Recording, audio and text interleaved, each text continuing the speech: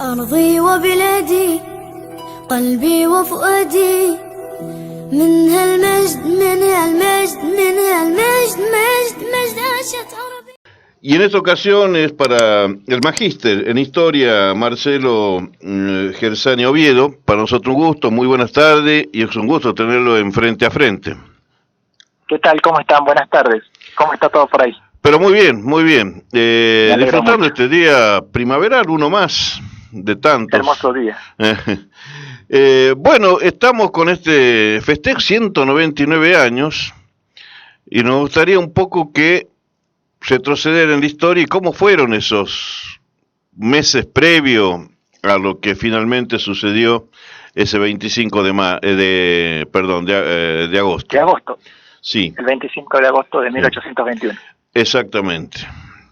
Sí, buena la pregunta porque los meses anteriores, los meses posteriores fueron muy complicados, ¿no? Y muy apasionantes desde el punto de vista del análisis de la documentación que uno puede hacer para reconstruir cómo ha sido ese proceso. El 25 de agosto de 1821, ustedes saben que cayó sábado, y a las 3 de la tarde, todos los sábados, era la reunión mensual del Cabildo. Así que bueno, ese sábado 25 de agosto a las 3 de la tarde, el Cabildo había sido convocado el día anterior para un Cabildo abierto. Es decir, un Cabildo distinto al normal, digamos cerrado, donde estaban los miembros ya electos del Cabildo. El Cabildo abierto implicaba, como aquel Cabildo abierto del 22 de mayo de 1810, ¿no? Cuando se invita a varios vecinos, a otros vecinos que no pertenecen al Cabildo habitual. Es decir, se iba a tratar un tema importante. Pero está buena la pregunta, ¿cómo llegamos a este 25 de agosto de 1821? Por lo menos vamos a retroceder hasta el año 1820, febrero, batalla de Cepeda, un tema que lo estudiamos en la escuela secundaria en otros tiempos, la caída del poder central, la disolución del Congreso, es decir, los órganos de gobierno más importantes que mantenían unidas a las provincias unidas del Río de la Plata van a caer. Entonces, ante esta situación de acefalía, las ciudades del interior, le vamos a llamar aquí interior, luego podemos discutir el concepto, las ciudades del interior van a quedar libradas a su propio accionar, es decir, a partir de ahí se inicia un proceso interno en busca de una organización. Pero antes de avanzar, pensemos que desde 1810 en adelante, la búsqueda de la organización, la búsqueda de la independencia, la búsqueda de una constitución, de una forma de gobierno, eran los temas más importantes. Y en ese contexto es que nos tenemos que ubicar para poder entender qué es esto de la autonomía, qué es esto de la búsqueda, digamos, de esta organización provincial. Catamarca, a partir de 1820, va a iniciar ese derrotero que va a continuar también el camino ya trazado por otras ciudades que se van convirtiendo en provincias, porque este es el momento donde de los nacimientos de las provincias, ¿no? Como para que lo vamos aclarando. A partir de ahora, lo que eran ciudades y su jurisdicción se van a convertir en provincias, ¿no? Y el órgano de gobierno máximo va a ser siempre el Cabildo. Pero ¿qué pasa?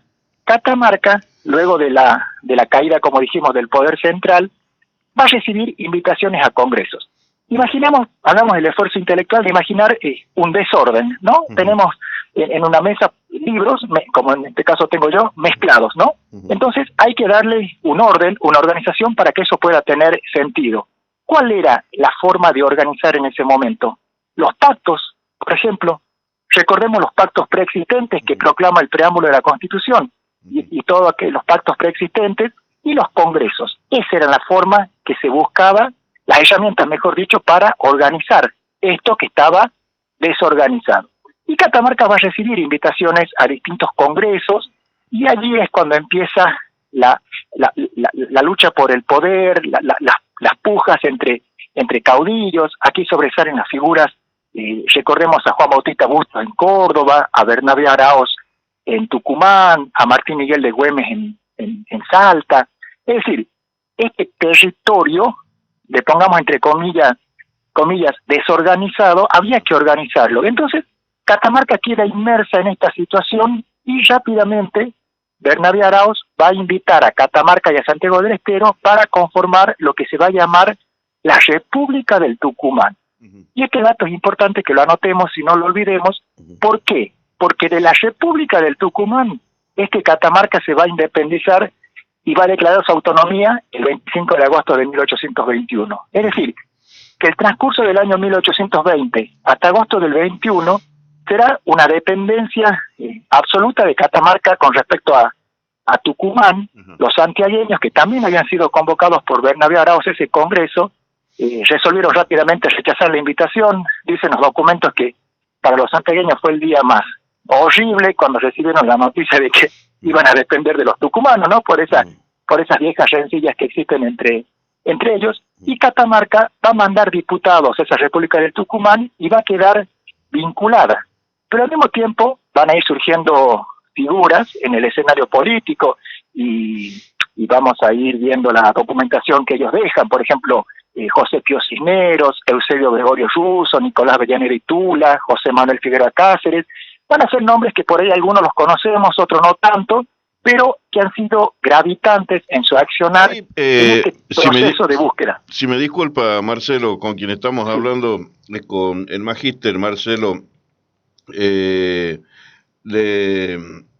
se me fue la pregunta acá, que la tenía anotado con el historiador Gersani Oviedo. Esos personajes que usted menciona, ¿qué eran cada uno de ellos, para que también situemos cuál era la representatividad que tenían o a qué se dedicaban, ¿no? Claro, ellos, está buena su pregunta, ellos pertenecían, digamos, bueno, obviamente que al sector dirigente, porque eran quienes tenían acceso a los espacios de poder.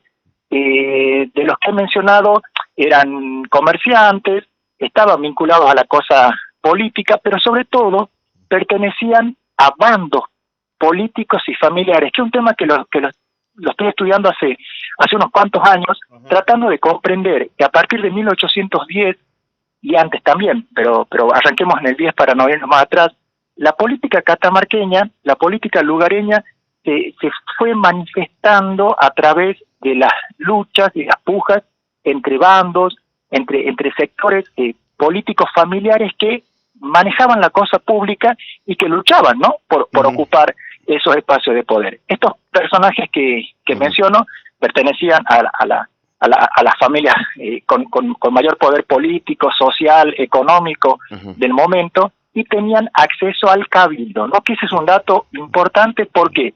Porque ahora, como tenemos en este momento tenemos prioridades en nuestra vida, ¿no? Digamos, cada uno siente que se siente realizado por distintos motivos, con distintas cosas, ¿no? Tener un auto en la casa o viajar por todo el mundo, cada uno hace lo que puede, lo que quiere. En ese momento, uno de los signos distintivos más importantes de haber accedido al poder era ocupar un cargo en el cabildo. Y entonces, ese espacio de poder era manipulado, se luchaba por llegar. Figueroa Cáceres puntualmente va a tener un perfil más militar. Él va a ser el brazo ejecutor, la parte militar, luego de la autonomía, y Avellaneda y Tula, y que había sido teniente de gobernador de Catamarca, que ese era el cargo que también había tenido Eusebio Gregorio Russo. Teniente de gobernador, era el representante en ese momento del presidente de la República del Tucumán, que era Bernabé Araoz. Era una especie de delegado de poder aquí, pero por lo tanto era aquí el hombre más importante, ¿no?, el que tenía mayor poder, y son quienes van a participar de este proceso. Mire, pensemos que Cisneros, por ejemplo, José Pío Cisneros, o Nicolás Avellaneda y Tula, que eran tenientes de gobernador, por lo tanto representaban a Bernabé Araoz, en realidad participaban de ese proceso político, pero estaban embaucados, digamos, estaban encasillados o trabajando en procura de lograr una autonomía. Suena contradictorio, pero es que contradictorio también era todo este proceso, ¿no?, que se estaba viviendo y hacia el cual no se sabía bien para dónde iba la cosa. Hay que pensar eso, ¿no? Se estaba organizando una ciudad y su jurisdicción que pretendía ser provincia, pero sin saber bien hacia dónde, por dónde iba a ir la cosa, ¿no? Sí. Finalmente, cuando la situación ya se hace insostenible, ¿por qué insostenible? Porque, pongo un ejemplo, ¿no? Los conflictos que tenían Güemes con Araoz se resolvían con enfrentamientos en suelo catamarqueño. Ajá. Es decir, los catamarqueños de la época sentían que estaban en el medio de un conflicto que no les pertenecía. Entonces, eso va a ser uno de los factores que va a determinar que por fin la causa de la autonomía tome otro sentido, un cauce más sólido, y se pueda llegar a eso. Y va a ser Eusebio Gregorio Russo, el que va a tomar el toro por la asta en este momento, y entre el viernes 24 de agosto y el sábado 25 de agosto de 1821, va a mover los hilos del poder para que en ese cabildo abierto del sábado a las 3 de la tarde, sábado 25 de agosto de 1821, la mayoría absoluta vaya por la autonomía. Entonces, es bueno pensar que los intereses que estaban enfrentados entre muchos de ellos se van a unar para lograr este evento histórico, ¿no? Suena romántico, pero no tanto, Claro. porque lograr la autonomía, al poco tiempo los conflictos continúan. Ya estamos en un contexto donde podemos advertir claramente las tendencias de lo que se llama la historia unitaria y federales, ¿no? Una Claro. de los enfrentamientos y de las grietas de nuestra historia argentina, donde vamos viendo que cada grupo está en un espacio enfrentado al otro, y por eso lo planteo como el enfrentamiento entre el bando familiar y político encabezado por Feliciano de la Mota Botello contra el bando político y familiar encabezado por Nicolás de Avellaneda y Tula. Ajá. Su familia más otro grupo de familias satélites, ¿no?, que dan vuelta alrededor de ellos, van a ir manejando la cosa pública por los próximos años y en los años anteriores también. Es interesante ver cómo hasta los mínimos espacios de poder en el cabildo son discutidos y peleados por estos sectores políticos.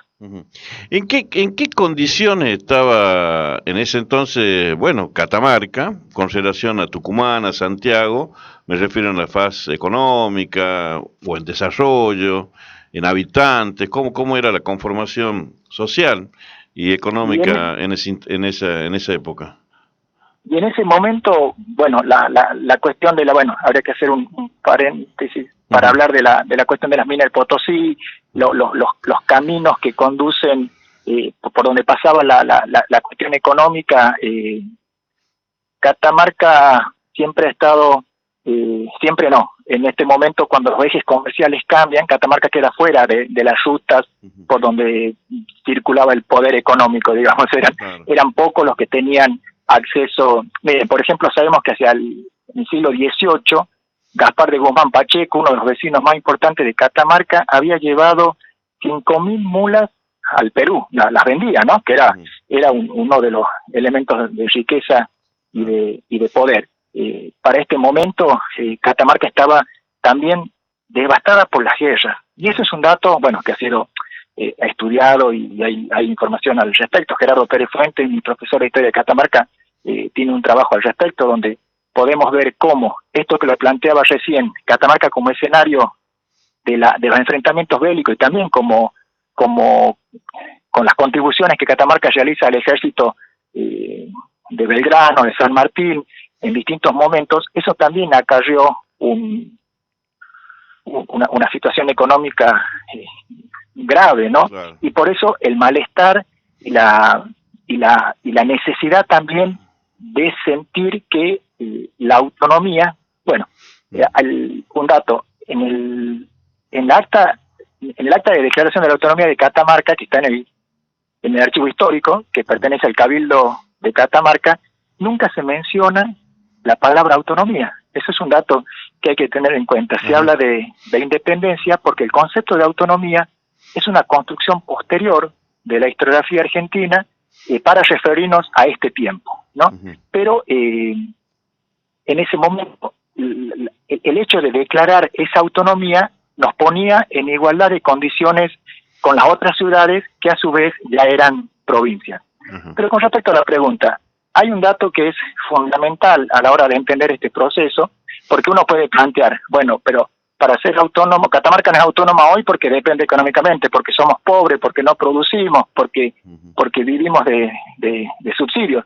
bueno, es una situación que se ha dado desde fines del siglo XIX, principios del XX, pero en este momento es interesante escuchar, por ejemplo, una voz que para mí, siempre lo digo en mis clases, a los chicos en la facultad, escuchar la voz de Juan Bautista Bustos, cuando José Pío Cisneros, en 1820, hace exactamente en este año 200 años, le preguntaba a Bustos, que era gobernador de Córdoba, le preguntaba si Catamarca estaba en condiciones de ser autónoma.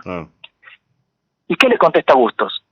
Y según varios historiadores que estudiaron el tema, la respuesta de Bustos va a demorar un año más la autonomía.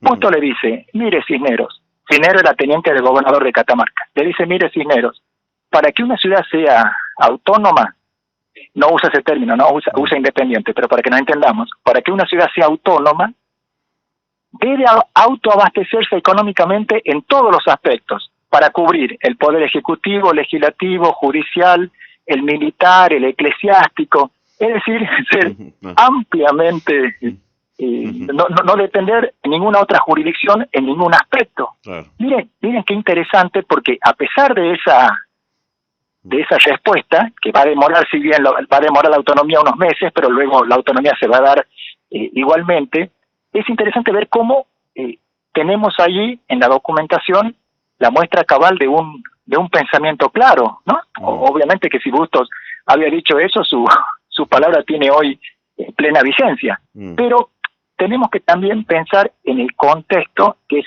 el desafío del historiador, porque analizar el presente es otra área, digamos, no corresponde a la historia.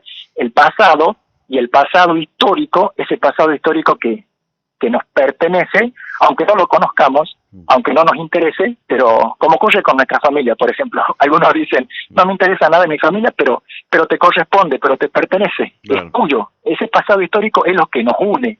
Puede interesarnos o no, podemos criticarlo o no, pero desde la historia nuestra función no es juzgar, ¿no? Siempre me acuerdo las clases con Mecho Díaz en primer año, mi profesora de introducción a la historia nos planteaba de que la historia no es juez.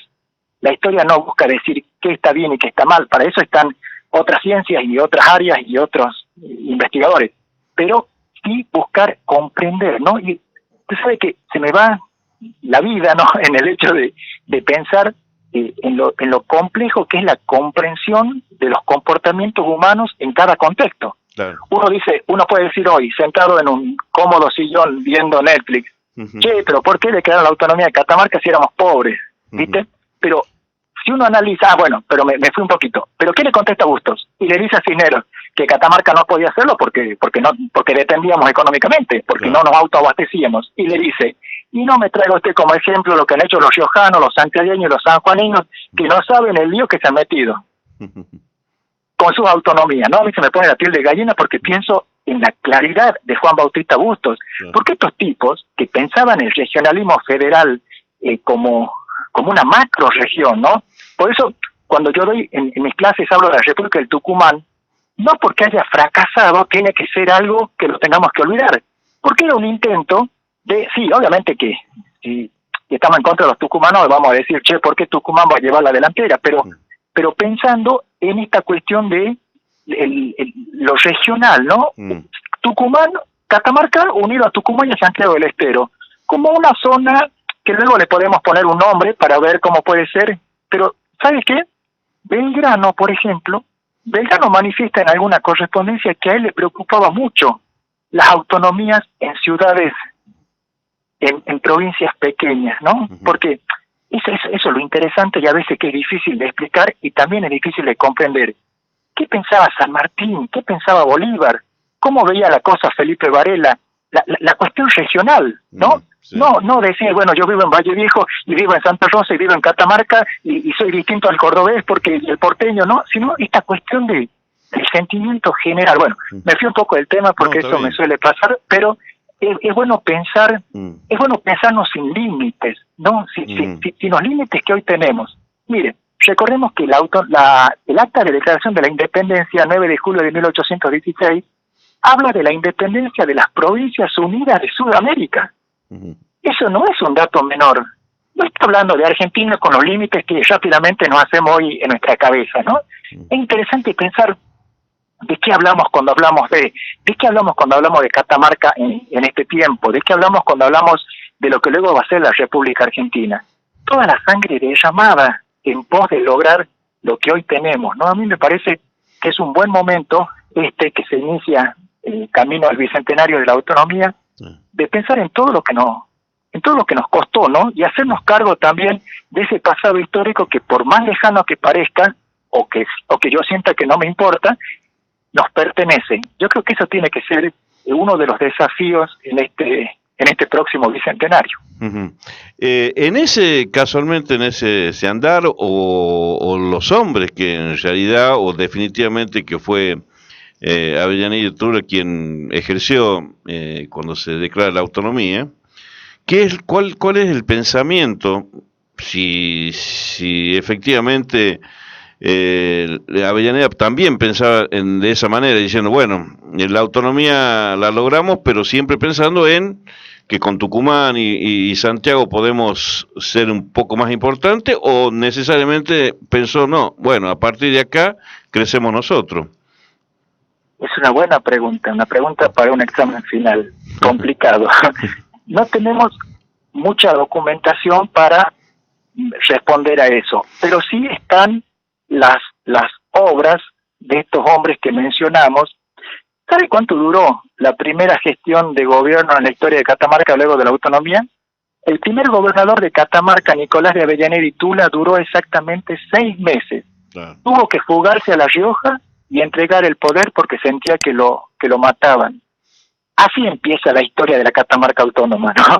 Y cuando uno analiza la situación de conflicto, porque este pensamiento que podemos aventurar, ¿no? La cuestión regional, que es un lindo desafío, sí, pero que no pasó. O claro, sea que en ese momento total no pasó.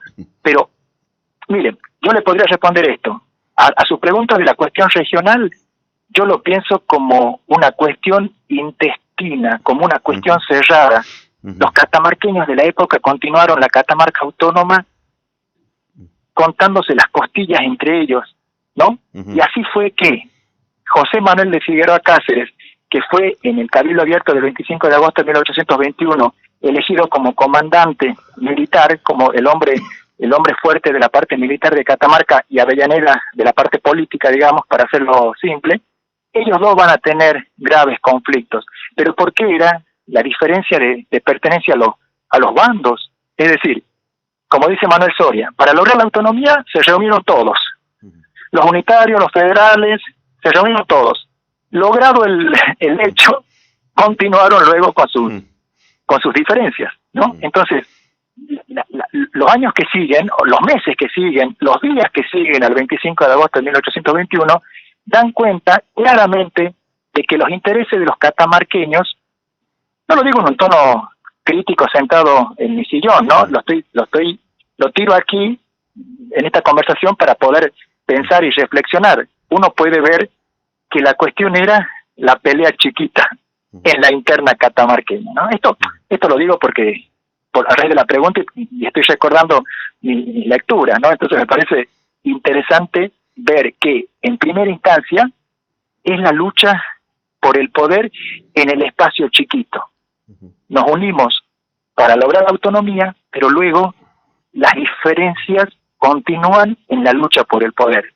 6 meses va a durar el primer gobernador de Catamarca. No es un dato menor a tener en cuenta para buscar la comprensión de la provincia que arrancaba. Así arrancó Catamarca. En esto, y con quien estamos hablando es con el magíster Marcelo Gersani Oviedo. Bueno, escuchándolo y volviendo a recrear la historia y cómo se llegó a esa autonomía, que se denominó autonomía, finalmente, nos está pasando más o menos, no lo quiero traer a lo actual, pero indudablemente parece que ese inicio es como en lo que estamos, porque lo que se ve hoy en Catamarca ha pasado mucho de eso. ¿Le parece? Sí, porque, a ver, los comportamientos, a veces los comportamientos humanos y en la política no han variado. El centralismo porteño es una realidad, y justamente esa situación inédita que se da hace 200 años, que desaparece el poder central. Imaginemos por un momento, no corresponde a la ciencia histórica porque la historia no hace futurología, no podemos trabajar con que hubiese pasado, sí, eso no corresponde a la historia, pero imaginemos que el poder central desaparece y el federalismo se materializa de manera real, ¿no? Porque nosotros vivimos federalismo ficticio en el papel, sí, pero no en la realidad. Pero yo antes de acercarnos más al presente, que no conozco tanto porque no lo investigo puntualmente, pero le tiro el dato.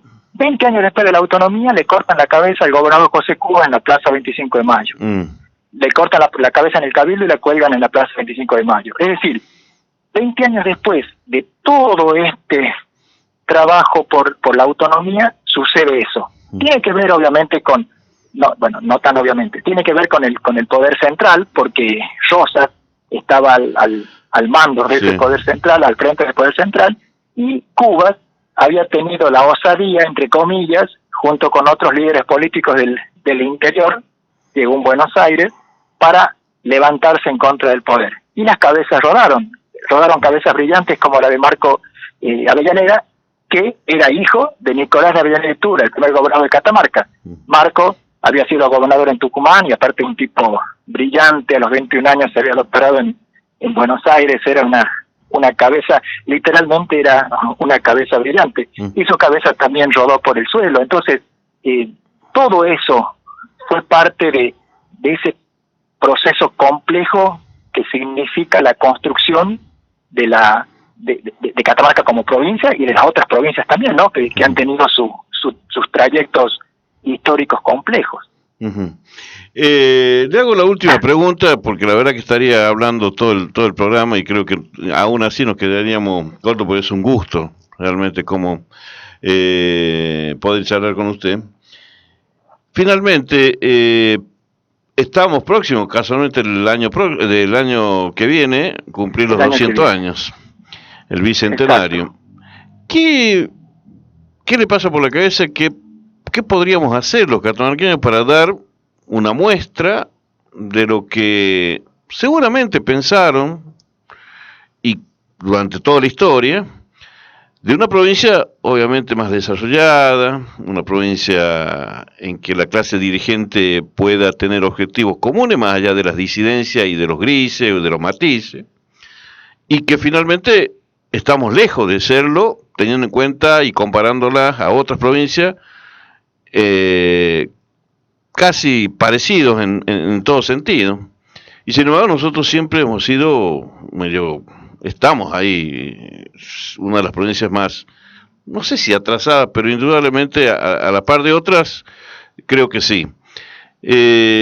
¿Cuál sería para usted un mensaje, o qué le gustaría en todo caso que el año próximo y llegando ese año los catamarqueños empecemos a parecernos más a aquellos que pensaban una provincia más constructiva, más desarrollada, y la discusión, en todo caso, siempre terminar en alguna síntesis que sea para mejorar, obviamente, y no para dividir, como nos ha pasado hasta ahora? Es decir, ¿cuál sería el mensaje o cuál es el sueño suyo de lo que el año próximo sería la consigna, en todo caso, de ese bicentenario? Está bueno, está interesante. Pero esas divisiones que tenemos hoy también estaban, ¿no? Como lo comentamos en aquel momento, que ha sido una constante.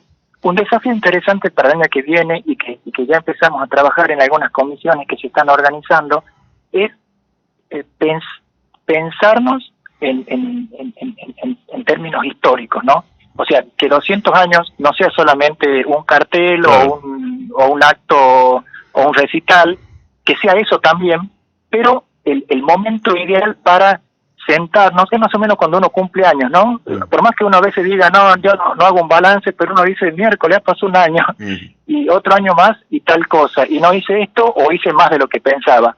Yo soy optimista en general en mi vida, ¿no? Y lo que tenemos es lo que hay. Yo soy catamarqueño de varias generaciones y es lo que tenemos.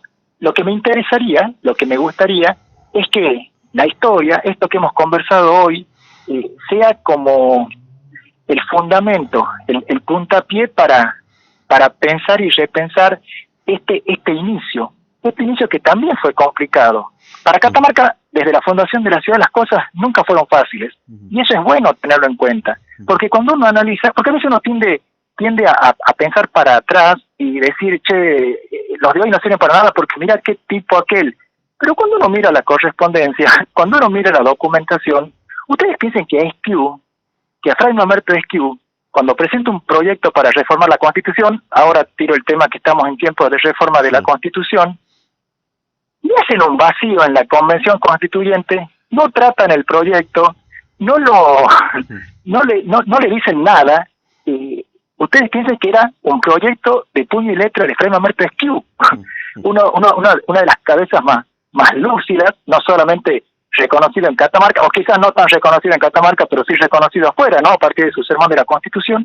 Todo eso también está contenido en la Catamarca autónoma, ¿no? Entonces, decir, bueno, nutrirnos de lo que nos dice la historia, de lo que nos presenta la historia, para poder tenerlo como una base, como un fundamento, para poder reflexionar sobre qué nos pasó en estos 200 años, y una invitación, como lo digo siempre que me preguntan, para que pensemos la Catamarca toda, ¿no? Porque la autonomía, los 200 años de autonomía, no es solamente la historia en sí misma, como ahora la estamos planteando, sino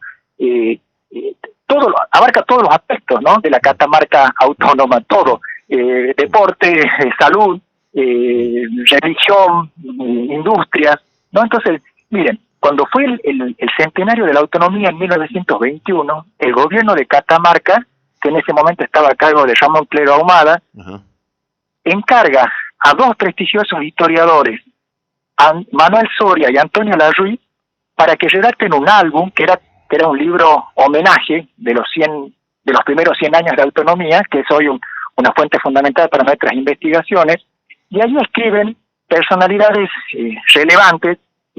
Por ejemplo, escribe Pía Di Domenico, escribe sobre la educación de la mujer en Catamarca, todo esto en 1921. Escribe Luis Franco, Carlos B. Quiroga, que era el hermano de Adán Quiroga, escribe Cornelio Sánchez Oviedo sobre las industrias en Catamarca, escribe Manuel Soria sobre el periodismo, escribe Larruy sobre la Catamarca colonial. Es decir, todo eso que está plasmado en ese álbum, me gustaría verlo continuado, ¿no? Y decir, bueno, en estos 100 años, desde 1921 hasta ahora, ¿en qué avanzamos? Porque está bien la mirada por ahí crítica, en el buen sentido lo digo, ¿no? Sí. Pero también hay que ver que se han hecho cosas, y se hizo en algunos aspectos más de lo que se pudo haber hecho. Siempre digo lo mismo: Eusebio Gregorio Russo, el segundo gobernador de Catamarca, es a él a quien le debemos, por esto de que Avellaneda, en esa situación compleja de gobierno, no pudo hacerse cargo del poder y tuvo que renunciar.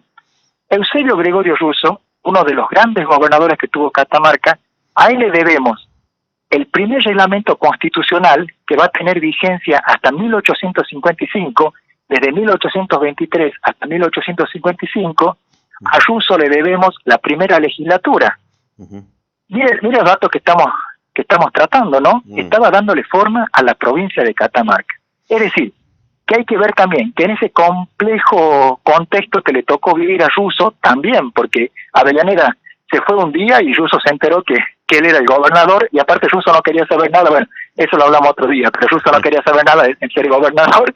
Era para él un peso, una carga, sabía que las divisiones eran complicadas, solamente accedió al poder cuando entendió que los grupos enfrentados lo iban a apoyar, ¿no? Es interesante ver cómo la política lugareña se movía y trenzaba y se acomodaba para ubicar a sus hombres y ver cómo la cosa seguía. Es bueno que nos pensemos en distintos contextos complejos, pero que la cosa puede avanzar, ¿no? Que se puede construir. Y por eso, el año que viene me gustaría que la historia esté presente en todos los aspectos posibles, como una herramienta para sentarse, para apoyarse en ella y poder avanzar hacia el presente. Así es, para repensar a la provincia. para repensarnos catamarqueños, autónomos en aquel tiempo y ver cómo la cosa ha seguido. Son 200 años, por lo cual hay muchísimo para hablar, muchísimo para investigar todavía y mucho para contar. Seguro. Magíster Marcelo Gersani Oviedo, un gustazo, la verdad, y muchísimas gracias. Por favor, el gusto es mío, gracias por tenerme en cuenta y me gusta compartir estos momentos. Muchísimas gracias por la entrevista. أرضي وبلادي قلبي وفؤادي منها